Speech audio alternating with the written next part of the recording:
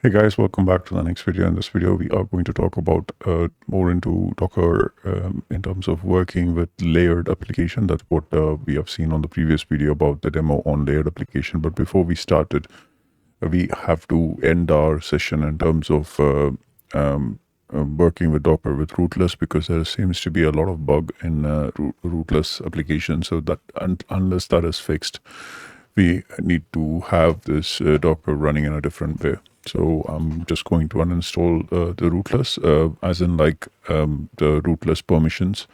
So when you do this uninstallation, you will not be able to access the Docker, hello Docker. So we may have to purge those images. To purge the images on your Docker image, just type Docker image, and then Docker images. So as of now, the service is not running. If you have the services running, you can do Docker RMI, and then you can basically give that Docker image ID, and then that will remove that Docker image. And if you have Docker Docker running, you can also do this Docker RM, and you can give the container ID over here. So if your containers are running, so you can remove them as well. Once you have removed it, you can use docker d -rootless -script and uninstall. So this should get your uninstallation completed for your Docker root. So you will not be running Docker root anymore. So just finally verify whether any of the Docker installations or anything is running in terms of Docker root. If it's still running, you can run the stop command with the sudo ctl stop docker, and then you can run it with -user. So this should get your Docker stopped in terms of if you have for the specific user. So that should clear out all your Docker on that particular user. So before you start this video, make sure that there is no Docker service running for any user for that matter. Once you have confirmed that there is no Docker running for any user, then you can actually go ahead and systemctl start Docker as a normal user. When you run it as a normal user, it will ask for the authentication, give the password. And once you give the password, you can see that the Docker started running with the status command over here, as well as ps-ef grep of Docker. So this should tell you that the Docker is running as usual. So now that you have Docker running with containerd, so this is what we wanted to do before we proceed further. Now, obviously, as you're running as a root user, now you can see that it automatically goes to root user for you to run. You may need some folder permissions changed because you'll be working with Docker as fast user. So it's very simple to change the folder permission, or you can actually do this operation completely with sudo. So that's also completely available for you to do it. If you want to use it as VAS user, all you have to do is basically, so what you have to do is like when you do a ps-ef of Docker, the Docker resides on this couple of sockets. Yeah? So it basically runs on this sock and as well as like run /run and then docker.sock. So this sock is nothing but socket. So it basically runs with this particular sockets. So as you can see that these sockets are listening on root user. So when you run any command like docker images or anything like that, -l or any other command like run. So for me, it's working because I did a workaround for this. So I'll tell you about the workaround. So when I run hello world,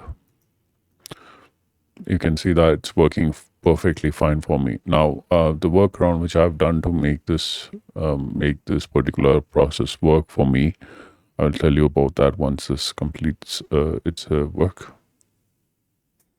Okay, so how it's running is because I've added myself as part of this Docker group over here. So if you can see that there is the Docker group over here, so you can add yourself as part of the Docker group by using user mod. So I'll put this command as part of this. So I've added this particular user as part of the Docker group. So this way you can actually run the Docker command. So I put it as part of the instructions in terms of setting up the Docker command. So now, once you have done that, once you have added yourself to this one, you may have to reboot your virtual machine. So you can do a sudo reboot. This command will reboot your system. So after that, if you just stop and start the service, you should be able to work. An alternative to this, if still it's not working, you can also use this command as an alternative to run it as a VAS user. So I'll put this command as well, so you can run this command. So this will change the permission of everything where the Docker is installed. But then you may have to do this every time you start the Docker container. So sorry, Docker process, Docker D. Now, because the folder permissions is all like needs to be changed because Docker is defaultly designed to be run as a root user. So this is all in an effort to make sure that you kind of have a complete control on your Docker as a normal user. So once you have that, all these controls, all these things added, all you can do right now is to start working with Docker on the layers section. So now that we prepared for us to work on the layers section by uninstalling the rootless Docker, which is how we started our service earlier. Now this is going to help us in terms of working with it. Before we end this particular video, I want to tell you about one more command, which is basically enabling the service when you are going to restart your system. Docker will be enabled by default. So this is the command to do that. To disable the service, you can remove this enable and put disable there. So just make sure that the services are going to be part of your system startup. Now, when you run this for the first time, you will see two files getting created. One is the service and socket. Now, what is a Docker service and Docker socket is that basically when you start the Docker, right, it will be started by socket. So when I do a status of Docker, you can see that over here, Docker socket is running. So when you do the service startup, right, so you can see the, okay, over here, let's just do a start.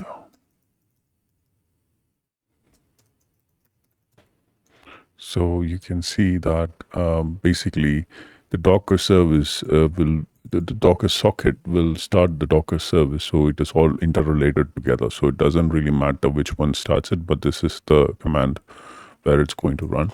And you can see the C grouping assigned to this for the Docker service over here. So this basically is the command which is running when you type ps-f grep. So the Docker service will enable to start the Docker socket. So that's how it works. So this is how Docker gets started. We don't want to get into much detail about how it is starting because it's not relevant to our training program, but then it's always nice to know how these things works. Now that you have started, there is this a few things I want to tell you before we close this. There are two folders which is very important for Docker. One is var lib Docker. Now this folder you will not have permission until you enter the change mode, change one command, which in which way you can access all the images, volumes, layers, containers, everything which you create using Docker will be all over here.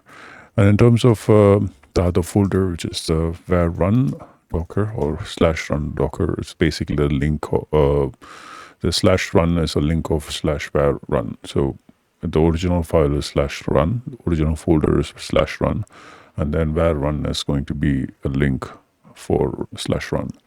So here in this one, you will have all the runtime environment for runC, plugins, library for networks and containerd.